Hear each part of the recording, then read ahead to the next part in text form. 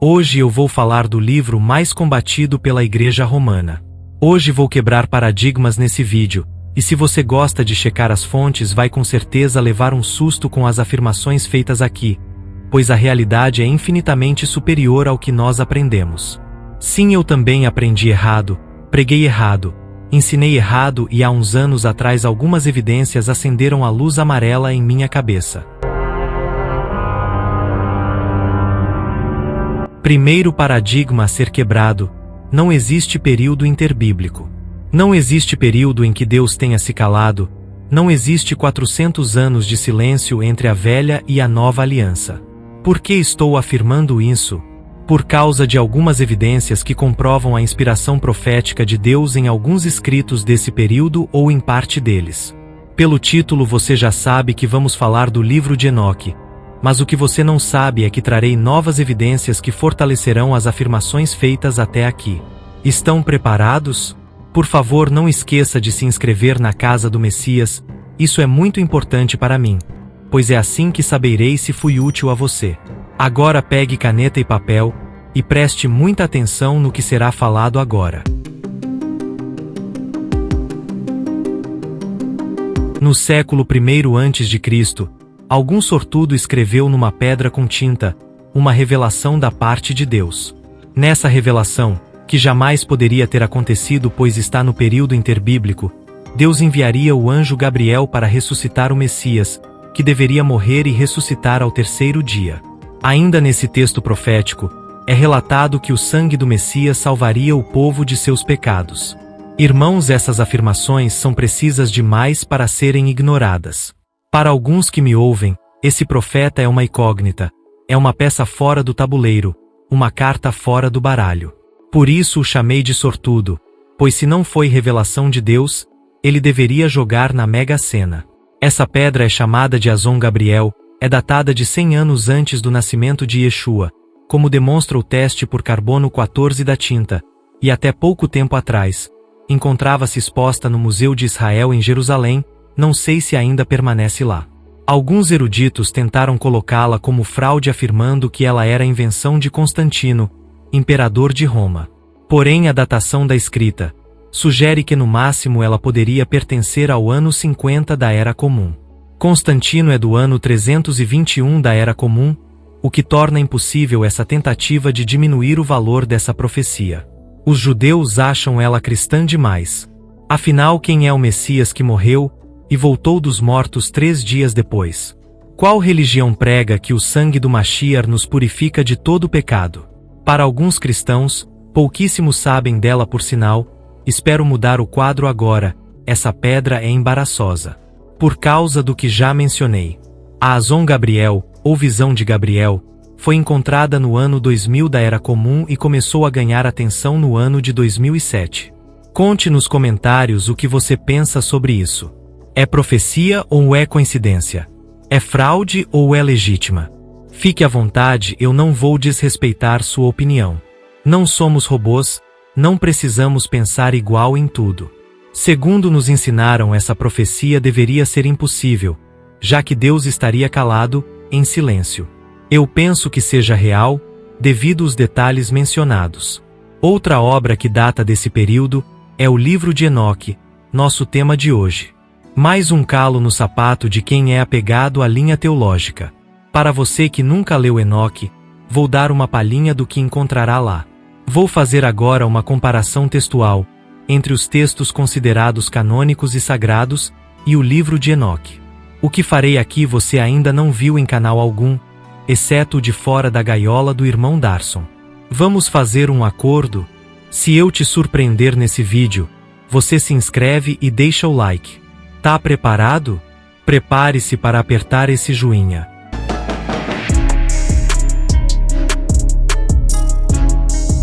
E a aflição os prenderá quando eles virem o filho da mulher assentado sobre o seu trono de glória. Enoque 61:9. Abra sua Bíblia em Mateus 25:31 e acompanhe. E quando o Filho do Homem vier em sua glória, e todos os santos anjos com ele, então se assentará no trono da sua glória.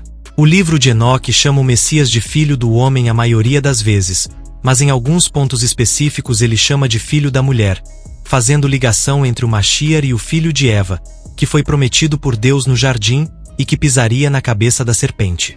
Esse texto escolhido por mim faz menção a essa verdade escatológica, além de usar uma linguagem similar à de Jesus.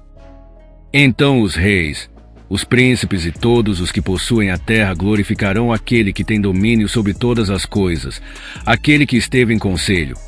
Pois desde o princípio o Filho do Homem existiu em segredo, o qual o Altíssimo preservou na presença do seu poder, e foi revelado aos eleitos. Enoque 61:9-10. Agora leia Efésios 3:9. E demonstrar a todos qual seja a comunhão do mistério, que desde os séculos esteve oculto em Deus, que tudo criou por meio de Jesus Cristo. Paulo usa a mesma linguagem encontrada em Enoque. Jesus é o mistério, o segredo que esteve oculto em Deus e que foi revelado aos eleitos. Olha o que encontramos. Este é o Filho do Homem a quem pertence a justiça e que revelará os tesouros ocultos. Enoque 46:2. Compare com Colossenses 2:2. Para conhecimento do mistério de Deus, Cristo, em quem estão ocultos todos os tesouros da sabedoria e da ciência. Paulo continua usando a mesma linguagem de Enoque. Estamos falando de um texto profético datado de 200 anos antes de Cristo, então não dá para dizer que Enoque usou linguagem paulina. Tem mais, veja só esse texto. Tu fizeste todas as coisas, tu possuis poder sobre todas as coisas, e todas as coisas estão abertas e manifestas diante de ti. Tu vês todas as coisas e nada pode esconder-se de ti. Enoque 9:4. Compare com Hebreus 4:13. E não há criatura alguma encoberta diante dele. Antes todas as coisas estão nuas e patentes aos olhos daquele com quem temos de tratar. O autor de Hebreus usa a mesma linguagem de Enoque.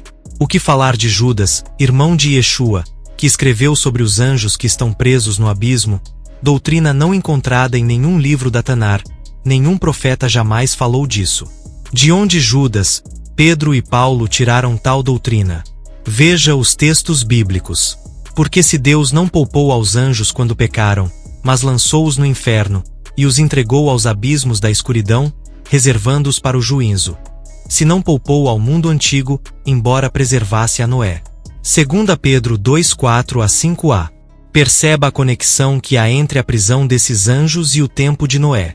Que anjos são esses que estão presos? Por que Satanás está solto e esses não? Existe algum caído que odeie mais a humanidade que o diabo? O que eles fizeram que não poderiam ficar soltos? Essa doutrina não é explanada na Tanar, não vem de lá. Veja o que Judas disse no verso 6. Aos anjos que não guardaram o seu principado, mas deixaram a sua própria habitação, ele os tem reservado em prisões eternas na escuridão para o juízo do grande dia. Que anjos não guardaram o principado? Que anjos desertaram de sua posição original? Mas existe semelhança entre Enoque e os dizeres de Yeshua também. Vejam só. Os eleitos possuirão luz, alegria e paz, e herdarão a terra. Enoque 6:9. Compare com Mateus 5:5. Bem-aventurados os mansos, porque eles herdarão a terra. No dia dos pecadores, o dia será encurtado. Enoque 79:3. Se aqueles dias não fossem abreviados. Mateus 24:22. E qual será o local de descanso dos que rejeitaram ao Senhor dos Espíritos? Seria melhor para eles que jamais houvessem nascidos. Enoque 38:2. Mas ai daquele por quem o Filho do Homem é traído. Melhor lhe fora que não tivesse nascido. Mateus 26:24. Perceberam que Enoque usa conceitos estabelecidos por Yeshua? É como se o autor tivesse recebido luz do próprio Yeshua. Mas não para por aqui, os conceitos do livro de Enoque são profundamente messiânicos, principalmente em relação à salvação e à escatologia. Enoque ensinou que a salvação seria efetuada através da confiança e confissão do nome do Mashiach, que é chamado de Filho do Homem. Outros serão levados a ver que devem arrepender-se e desistir das obras das suas mãos, e que a glória não os espera na presença do Senhor dos Espíritos, já que por seu nome eles podem ser salvos. Enoque 49:3-4. Naquele dia o eleito se assentará sob um trono de glória e escolherá suas condições e suas incontáveis habitações, enquanto seus espíritos nele serão fortalecidos quando eles virem meu eleito, pois esses fugiram por proteção para meu santo e glorioso nome. Enoque 45:3. Leia Romanos 10 a partir do verso 9 e surpreenda-se. O conceito de que o nome do Mashiach seria uma espécie de fuga do juízo, de justificação, de livramento, completamente exposto nesse livro amaldiçoado pelos eruditos cristãos. Eles dizem: esse livro não é inspirado por Deus. Tá bom, sabichão? E o que esses conceitos estão fazendo lá? Você nunca leu Enoque, mas tem opinião formada sobre ele. Quanta prudência! Olha a escatologia de Enoque 41:7. Depois disto eu vi milhares de milhares e miríades de miríades, e um número infinito de pessoas, em pé, diante do Senhor dos Espíritos. Igualmente, nas 4 asas do Senhor dos Espíritos, nos 4 lados, percebi outros, ao lado daqueles que estavam em pé diante dele. Seus nomes também eu sei, porque o anjo que estava comigo declarou-os a mim, revelando-me toda coisa secreta. Então ouvi as vozes daqueles sob os 4 lados, magnificando o Senhor da glória. A primeira voz abençoou o Senhor dos Espíritos para sempre e sempre. A segunda voz ouvi abençoando ao eleito e aos eleitos que sofrem pela causa do Senhor dos Espíritos. A terceira voz eu ouvi pedindo e orando em favor daqueles que habitam sobre a terra e suplicam no nome do Senhor dos Espíritos.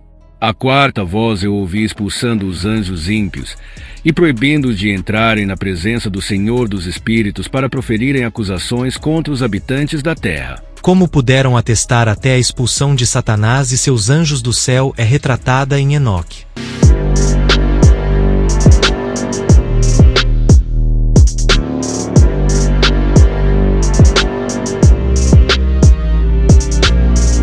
Quando essa expulsão ocorreu? Na subida de Yeshua ao céu depois de ressuscitado. Quando Yeshua chega ao céu, Satã é atirado para fora da sala de acusação do povo de Deus, ou seja, ele perde o poder e o direito de acusar os eleitos. Porque a dívida já havia sido paga na cruz, ele não tinha mais o que fazer ali. Isso é retratado em Apocalipse 12. Olha esse outro texto do livro amaldiçoado de Enoque. Com certeza ele não deve ser inspirado. Os eruditos têm razão. Me perdoem a ironia. Vejam só. Naquela hora o Filho do Homem foi invocado diante do Senhor dos Espíritos, de seu nome na presença do Ancião de Dias. Antes que o sol e os sinais fossem criados, antes que as estrelas do céu tivessem sido formadas, seu nome era invocado na presença do Senhor dos Espíritos. Ele será um apoio para os justos e santos se encostarem, sem falhar, e ele será a luz das nações. Ele será a esperança daqueles cujos corações estão temerosos. Todos os que habitam na terra cairão diante dele, o abençoarão e glorificarão, e cantarão orações ao nome do Senhor dos Espíritos.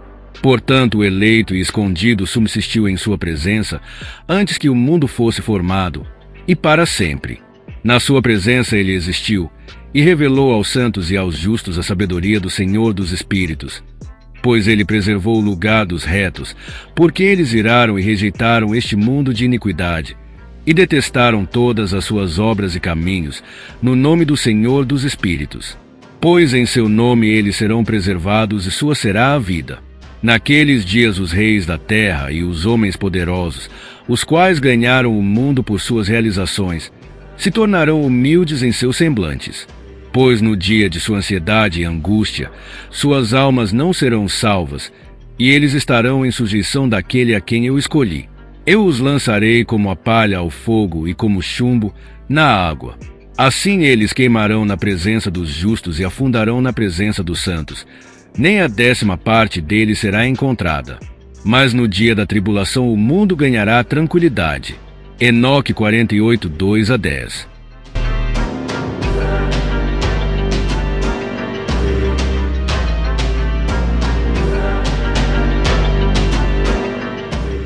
Irmão, eu estou te dando o endereço completo. Confira você mesmo. Se esse homem não foi inspirado por Deus, o que é isso tudo? Essas palavras nasceram no período interbíblico, que você diz que não houve palavra de Deus nessa época. Foi profetizado 200 anos antes do Messias nascer, e 280 anos mais ou menos, antes do Apocalipse ser escrito por João. Agora que já dei uma pincelada do que encontramos no livro, vamos aos fatos negativos. Sim, eles existem. Primeiro que esse livro é pseudoepígrafo, ou seja, é um autor desconhecido usando o nome de um personagem bíblico conhecido. Não foi Enoque que escreveu o livro de Enoque, foi provavelmente um judeu essênio de alguma comunidade, semelhante à de Qumrão, no Mar Morto, onde a versão mais antiga do livro foi encontrada. Os essênios eram judeus messiânicos. Existe um vídeo aqui na casa que conta a história desse grupo religioso de forma completa. Deixarei como recomendação no fim do vídeo. Segundo ponto negativo, existem acréscimos ao livro de Enoque. Há uma diferença entre a versão etíope e a em aramaico achada no Mar Morto. Existe o acréscimo do Apocalipse de Noé em ambas as versões, claramente distinto da obra original. Não sabemos se na versão que Jesus lia havia esses acréscimos, mas fato é que eles existem e dificultam a credibilidade do livro. Outro ponto ruim para a aceitação dele é a linguagem profética repleta de simbolismos. Existem símbolos que parecem visões de outro universo, uma dimensão paralela, um outro mundo. Nome de lugares que não existem nessa terra, uma divisão celeste que vemos aparecer no Zohar, o livro do esplendor. Muitos conceitos cabalistas são encontrados em Enoque. Isso tudo afasta os cristãos convencionais, que não conseguem encaixar algumas afirmações de Enoque em suas linhas teológicas. Outro escândalo de Enoque é a história dos Nefelins, anjos desertores que casaram com humanas e geraram gigantes. Esses são os anjos que deixaram seu principado, mencionado por Judas e Pedro. Eles seriam os responsáveis por ensinar a humanidade a fazer espelhos, espadas, escudos, formar reinos e impérios, farmácia, curandeirismo, astrologia e astronomia, maquiagens e produtos de embelezamento, separar as pedras de valor, os metais preciosos e a se organizarem como sociedade, com leis. Segundo Enoque, o dilúvio veio para exterminar essa raça híbrida de gigantes, bem como essa cultura avançada e corrompida de sobre a terra. Depois do dilúvio, os anjos foram presos no abismo, e as almas dos gigantes foram condenadas a vagar pela terra desencarnadas até o dia do juízo. A essas almas os judeus chamam de espíritos imundos, demônios. Por essa razão os demônios que estavam no gadareno que vivia no cemitério, disse a Yeshua, porque vieste nos atormentar antes do tempo. Porque eles sabem que têm permissão para vagar na terra até o dia do juízo. Essas almas desencarnadas se aliaram a Satã para desviar os humanos do eterno, através da idolatria. Tudo isso você encontra nos primeiros capítulos de Enoque. Os teólogos modernos acham um absurdo essas afirmações. Mas e os cristãos antigos? Veja você mesmo o que eles ensinavam. Deus encomendou o cuidado dos homens e das coisas colocadas sob o céu aos anjos, aos quais pôs à frente desta missão. Mas os anjos, traspassando ordem estabelecida, caíram em desonestidade com as mulheres e as engendraram filhos, os que foram chamados demônios. Justino Mártir, ano 160 DC. As almas dos gigantes, que são os demônios, estão vagando no mundo e fazem coisas similares a os anjos caídos. Atenágoras de Atenas 175 DC. Também Enoque agradou a Deus sem a circuncisão, pois, sendo homem, Deus o enviou como seu legado ante os anjos e foi arrebatado, e vive até hoje como testemunha do juízo de Deus, porque os anjos caídos foram castigados. Em mudança, o homem que agradou a Deus foi elevado para salvar-se. Irineu 180 DC. Os anjos que tiveram obtido uma casta superior, tendo se afundado em prazeres, revelaram às mulheres os segredos que tinham chegado a seu conhecimento. Clemente de Alexandria 195 DC. Aqueles anjos que inventaram as joias e outras coisas são assinalados sob condenação ao castigo da morte. São os mesmos anjos que se precipitaram desde o céu sobre as filhas dos homens. Eles deram a conhecer as técnicas da metalurgia, ensinaram as propriedades naturais das ervas, divulgaram o poder dos encantos, puseram ao descoberto toda a curiosidade, inclusive a interpretação das estrelas. Eles concederam peculiarmente às mulheres os meios que servem de ostentação feminina, as tinturas e os pós pretos que fazem ressaltar as pálpebras e as pestanas. Tertuliano de Cartago, 198 DC. Acabamos de ouvir o pai da palavra Trindade. Se quem acredita no livro de Enoque é herege e vai para o inferno, você vai se surpreender, pois a igreja primitiva e pós-apostólica quase toda cria e ensinava essas coisas como doutrina. Só quem não lê a patrística é que não sabe disso. Veja mais. Tal foi a beleza das mulheres que desviou aos anjos. Como resultado, sendo contaminados, não podiam regressar ao céu. Sendo rebeldes a Deus, proferiram palavras contra ele. Então o Altíssimo pronunciou seu juízo contra eles. E de sua semente nasceram gigantes. As artes chegaram a ser conhecidas na terra por meio deles. Eles ensinaram o tingido de lãs. Quando eles morreram, os homens lhes erigiram imagens.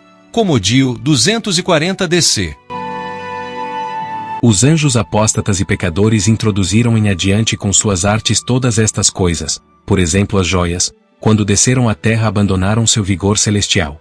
Eles também ensinaram as mulheres a pintar-se de negro ao redor dos olhos e a manchar-se as bochechas de uma cor vermelha falso. Bispo Cipriano 250 DC.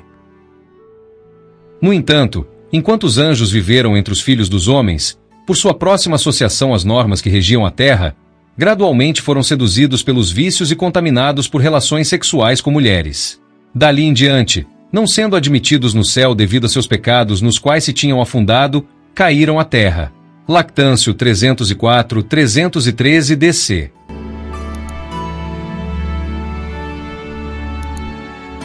Certos anjos, recusando submeter-se aos mandamentos de Deus, resistiram sua vontade.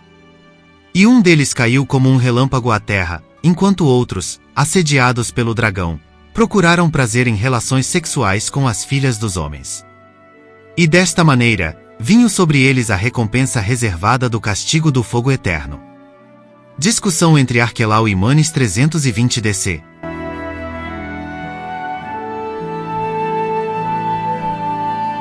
Como você pode notar, o ensino enoquiano persiste na igreja até Agostinho de Hipona, no ano 380 DC. Ele ridicularizou o livro e impôs que não se ensinasse mais usando ele. De lá para cá quem ensina Enoque ou afirma acreditar no livro, é tido como herege e perigoso à fé. Muitas pessoas que acreditam no livro, têm receio de falar abertamente. Não é o meu caso, eu acredito que parte do livro é inspirado por Elohim, e os acréscimos não são. Eu uso a regra de ressonância, tudo que Enoque diz que ressoa com a Bíblia é inspirado, tudo que ele diz que foge ou contradiz afirmações bíblicas, não é inspirado. A gente tem mania de achar que, porque Deus deu uma profecia a uma pessoa, que tudo que ela escrever é inspirado. Não é assim, não, irmãos. Até entre os autores bíblicos encontramos algumas opiniões do próprio autor. Nem tudo que o apóstolo Paulo falou foi inspiração divina. Ele também deu sua opinião sobre as coisas. Tanto é assim que tem partes que ele disse o seguinte: isso digo eu não o Senhor. 1 aos Coríntios 7:12. Antes de me recriminar, responda algumas perguntas. Paulo disse que as mulheres eram proibidas de ensinar. Mulher prega na tua igreja, irmão? Ele disse que as mulheres deveriam usar véu. Você usa o véu, amada? Por que faz o contrário do que ele disse? Ele disse que homem que ora com a cabeça coberta desrespeita a Deus. Você usa talit e quipá? Já orou de chapéu ou boina? Então não me venha com essa de que tudo que uma pessoa inspirada por Deus escreve é inspirado, não. Que nem você acredita nisso, por isso faz o oposto na cara de pau, na esperança de que ninguém note. Tem de vocês que são pastoras, professoras de EBD, pregadoras, em completa desobediência a Paulo. Veja como é mais fácil ficar furiosa comigo, do que assumir que ensina uma coisa e pratica outra. Você ensina que tudo que está na Bíblia é inspirado, toda vírgula, mas descumpre mandamentos claros, provando com as atitudes que não acredita no que prega. Então, em relação ao livro de Enoque, a situação é essa. Tem partes inspiradas, canônicas, pois se harmonizam com a Torá e com a Brit Hadashah, e tem textos obtusos, de difícil compreensão que podem ser inspirados ou não. Quais minhas considerações finais? Se você está aqui é porque tem interesse no livro. Quer ler? Leia. Absorva o que tiver em harmonia com a Bíblia. Foque nessa verdade, você é salvo pela graça. Se preocupe em andar com Deus, em falar com Ele, em estar com Ele. Deus te ama e te quer. Não perca tempo com linha teológica nem com debates. Você não pode mudar ninguém além de si mesmo. Acreditar nesse livro não te fará um crente melhor nem pior. Para nada serve saber definir oração se você não orar, saber definir amor se você não amar, saber definir o arrebatamento se você não se alinhar a essa verdade. Ore mais, busque mais a presença do Eterno. No final das contas tudo se resume a isso: quem Deus conhece intimamente e quem não. Nem todo o que me diz, Senhor, Senhor, entrará no reino dos céus, mas aquele que faz a vontade de meu Pai, que está nos céus. Muitos me dirão naquele dia: Senhor, Senhor, não profetizamos nós em teu nome, e em teu nome não expulsamos demônios, e em teu nome não fizemos muitos milagres? Então lhes direi claramente: nunca vos conheci. Apartai-vos de mim, vós que praticais a iniquidade. Mateus 7, 21 a 23. Shalom.